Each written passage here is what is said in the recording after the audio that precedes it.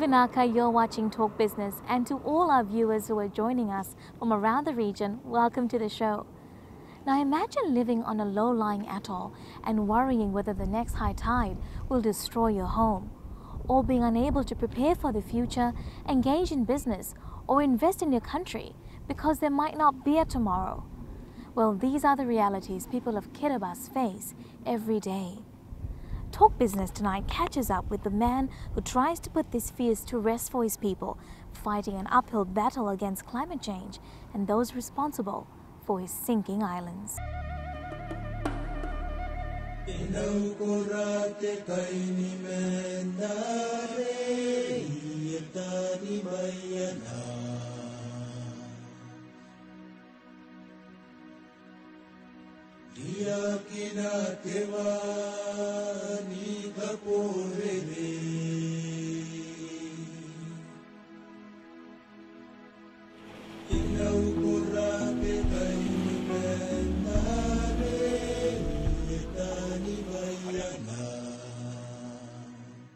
When I started talking about climate change, some of even my advisors, they were saying, no, we shouldn't go ahead and argue the case because it would frighten away donors, it would frighten away foreign direct investment.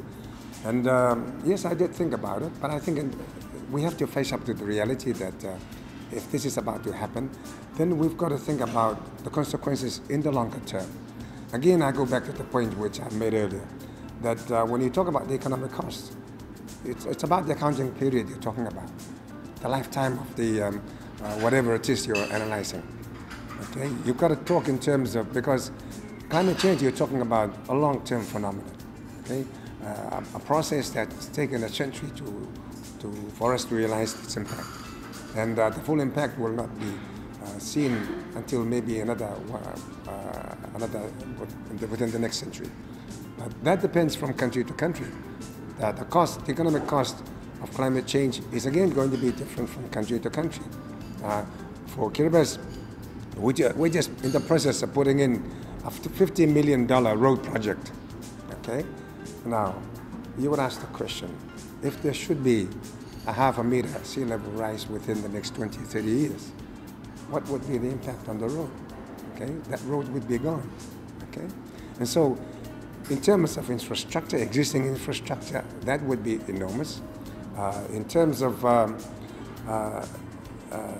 what we should be doing into the future, if we are to put infrastructure that would be climate resilient into the future, it's going to be double or triple the cost. So these are the realities we have to face up with. But then again, to talk about economic cost in the context of Kiribati is perhaps a little bit unrealistic. And the reality is that when you talk about an economy, you've got to talk about the nation. But if the future of the nation is at stake, then there would be no economy to talk about in the future. And so these are the issues we're talking about in terms of the economic cost for Kiribati. And so this is why I've been a little bit obsessed and very passionate about climate change, because it's not and I've often said, it's not about economic growth, it's not about the environment, it's about survival. And so let's talk about numbers. When we talk about the economic cost it's had over in Kiribati over the years, when we talk about numbers, you've mentioned a loss of about 100 million in terms of investment. Well, let me say that right now, every year we spend a few $100,000 in routine maintenance of what the waves do in damaging the coastline. Okay, that's in normal circumstances. When we get the storms, we don't get heavy storms, so we don't get hurricanes. But when we get moderate winds and get the king tides, and more damage is sustained than normal, then the costs go up. For example, we've done a study of what needs to be done to repair the damage that's been done with all the islands. And looking at some of the islands we've looked at already, it's nothing less than $100 million just to repair. Okay? To climate proof, it's going to cost considerably more. But when I talk about the $100 million, that was in normal circumstances. We suffered some more severe damage than usual early this year. And that's going to cost a lot more than usual. Already we're assessing some, and we're talking about one or two which would cost about $100,000. That's one area that we've surveyed. And so there's about 10 times more of that, in addition to the damage that's already occurred, which we haven't attended to because we've not been able to. So how do you plan for each fiscal year? How do you prepare your budgets? We don't budget because we cannot afford it. We cannot afford the budget for it. But what we do is we seek foreign direct assistance aid for that, and sometimes we get it, sometimes we don't. So if we don't, then it just doesn't get done, and the community who's faced the problem will continue to suffer. And that is the complaint that I'm receiving. Just the last Parliament, some members of Parliament said, we don't want this committee that's coming around talking to us about climate change. We don't want to hear about it. All we want to hear is, can you repair the damage that's already been done, that we've submitted to you for funding? And my answer was this: no, we don't have the resources at the moment, but we will continue to look for the resources. And so that is what we are facing on a daily basis. So resources is what? Foreign aid? What's the source of revenue? Yeah, we try to access this climate green fund, and I can assure you it's very difficult to access. And that is the complaint that we in Kiribati, not only us but other countries which have the same problem, they are complaining that these funds are so difficult to access because the bureaucracy is so complicated. You need to be accredited, and so to get it, you've got to go through another agency, which agencies don't always do it the way you need to have it done. Okay, so these are the complications that we face.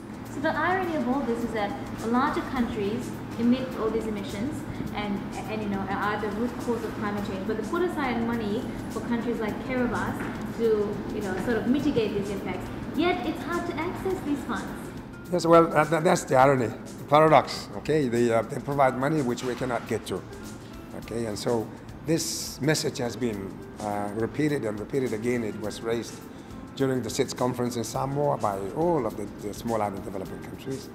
It was raised again during the recent series of meetings in New York over the last week. So what has this meant in terms of investment?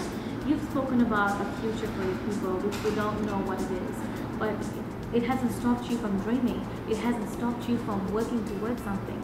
And what has meant is investment outside of Kiribati. One is here in Fiji. You've mentioned how important it is to secure for the future in terms of food security, which is why you've purchased land in Fiji? Absolutely correct. We are maybe we're a little fortunate. We have some sovereign funds invested offshore. We've lost quite a bit of that during the financial crisis over time, and so our confidence in the international financial market is not as good as what it was. So we're looking for investments in other areas. Buying land, we thought in Fiji was a good investment, and we believe it is. And so we've done that. But at the same time, we believe it would offer us an opportunity for providing food security, because with the scenarios that's been projected, our islands, the ability of our islands to produce food crops for our people is going to be considerably reduced to the extent that we would suffer some serious issues. And so we hope this would provide another option. And it's a question of turning over as many stones as you can, because you don't know what you'll find. But the choices we have at the moment are not very good. How receptive has the Fijian government been? Well, we've been very grateful. I mean, the purchase of the land would not have been able without the consent of the Fiji government. And even though the land is freehold, nevertheless it must have the consent of the government, and we had that, otherwise we would not have been able to go through with it. And so Fiji has been perhaps the only country that's been very positive in terms of responding to our calls for assistance with climate change. And I must say that to a lot of credit for Fiji as a good neighbor.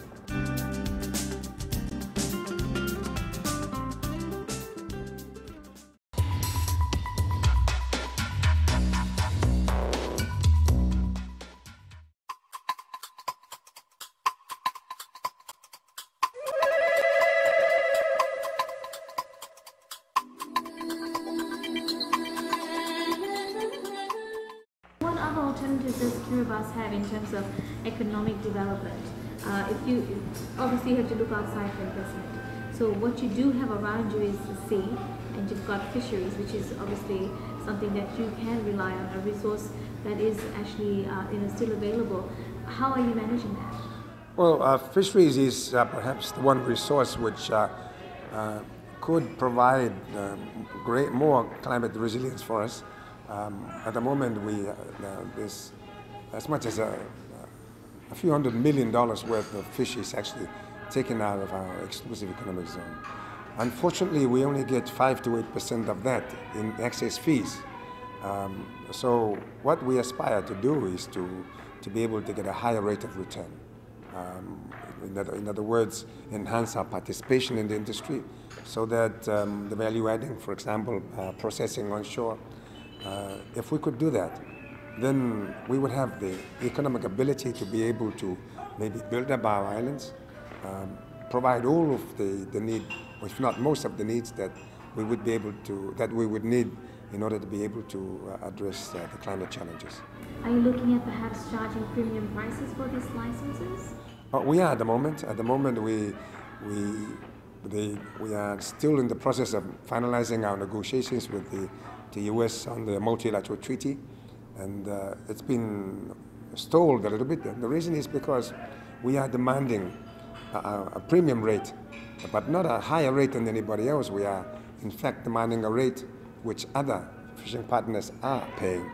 And so that's been what's holding the finalization of that agreement, and we hope it will be finalized soon. You find it ironic though that the U.S. is keen on wanting to go into partnership with Kiribati in terms of fisheries, but yet can't make some sort of legally binding commitment when it comes to climate change. Well, I think this world is a give and take. I think the world of taking is a world of the past. I think that was during the colonial period when the colonial masters came and took. I think that is no longer the world order today. We are much better organized. We have better institutions, stronger institutions to ensure equality and justice. And yes, I think we need to deal on a more equal footing in terms of the access to our fisheries resources, the use of that, and we would like to be able to get a higher rate of return than the 5 and 8%. And so in terms of economic development, we have greater potential. We have a lot more possibility of getting a higher return than we are at the moment.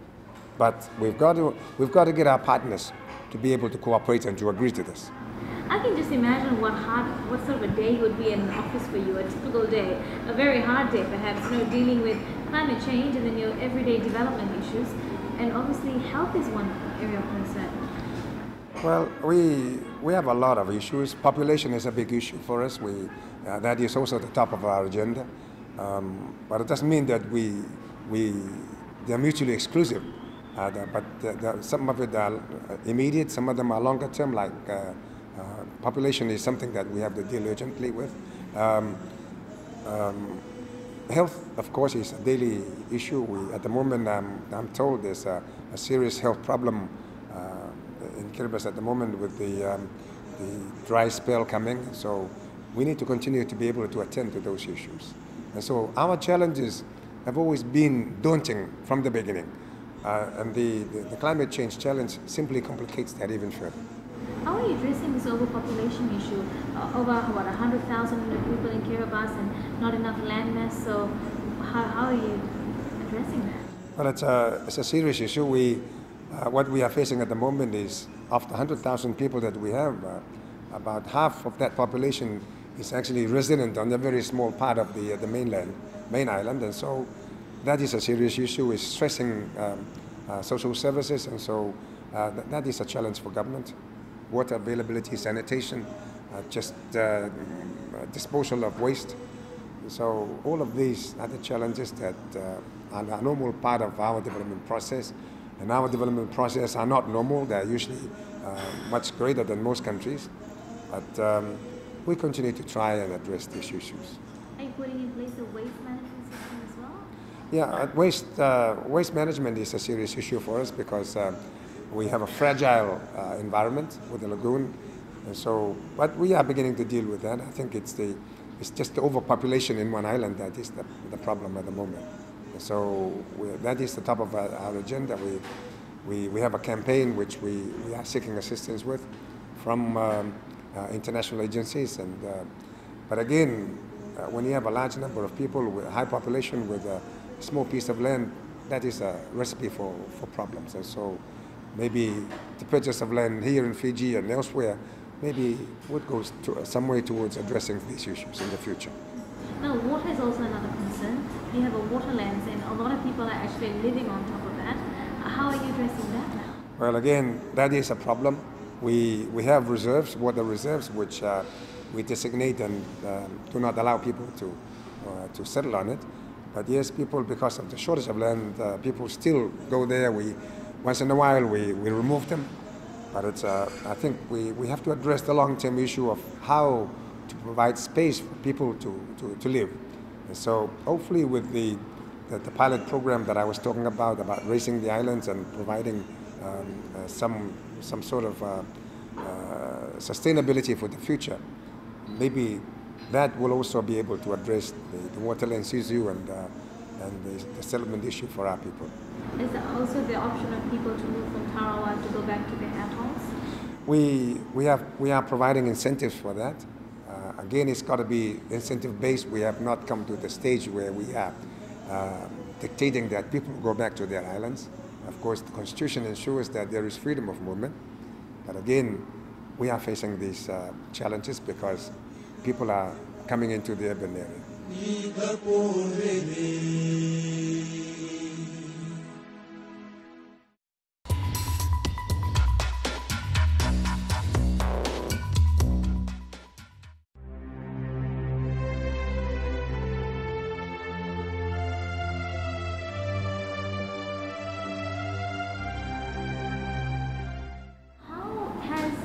Climate change changed the whole dynamics of your government. How has it thrown you off balance, of course, in terms of economic growth and development? We've got to rethink the whole process. Our national development plan, okay, usually in the past there was no consideration of climate change. Now it's actually mainstreamed into our national development process because it has to be, because it will become an integral part of our future life. And we have no choice there.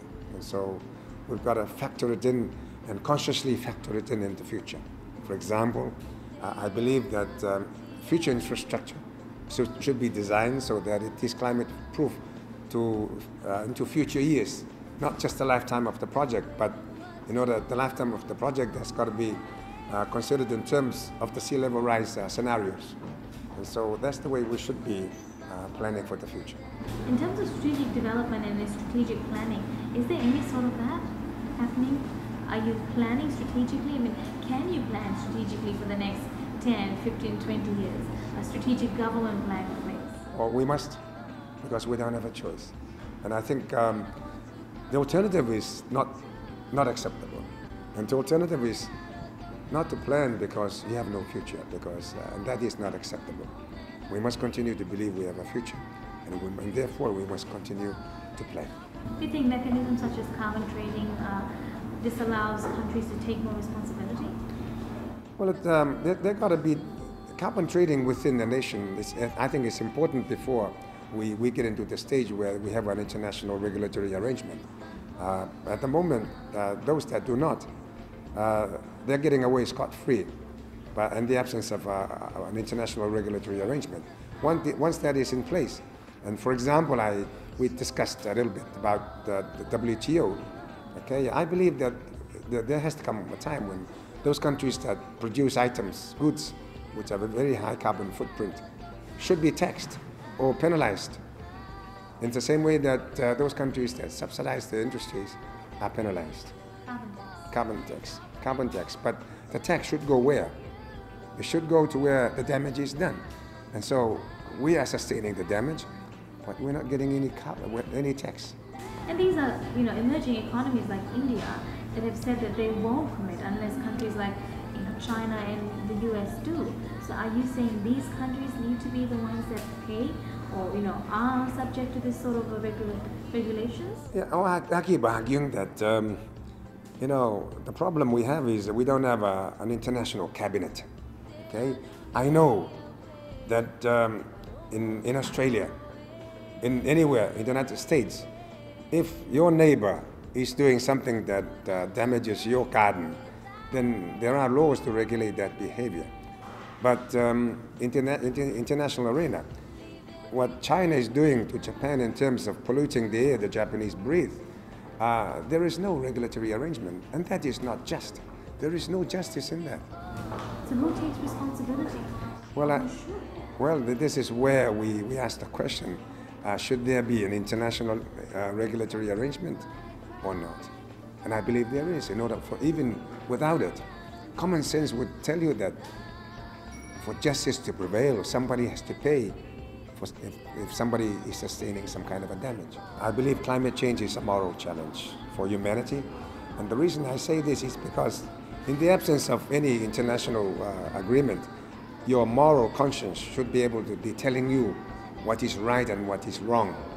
Because if you know, and the science tells you that what you're doing is hurting somebody else, then you should be regulating your own behavior. Not because there is an international law, but because your humanity tells you that. Okay? And so what I'm saying is, I do hope that there is more humanity in more people. We must stop thinking of in our close circles. We must stop thinking within our own borders, because climate change is not an issue. It's not a phenomenon which respects borders. And it is unfortunate that what you do in your country will have implications for other countries, whether you like it or not. If you're exporting a large amounts of coal, and you're deriving a lot of wealth from it, then that coal is going to get burned somewhere else, and the rest of humanity will suffer as a result. So that wealth which you have managed to acquire has not been accumulated at no cost, because somebody else is paying the price.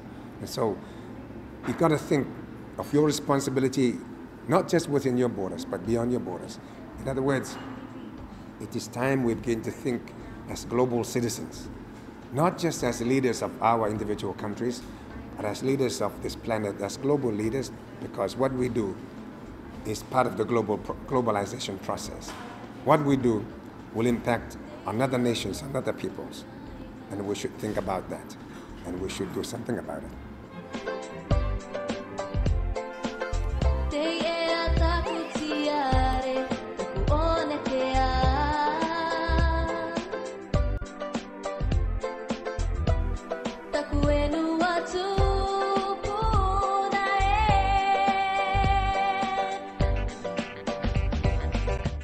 And that's the show for this week. We'd love to hear from you, so do send us an email, talkbusiness@fujitv.com.fj. Remember, you can catch me on the net on our YouTube channel as well as our Facebook page. Until we meet again, have a productive week.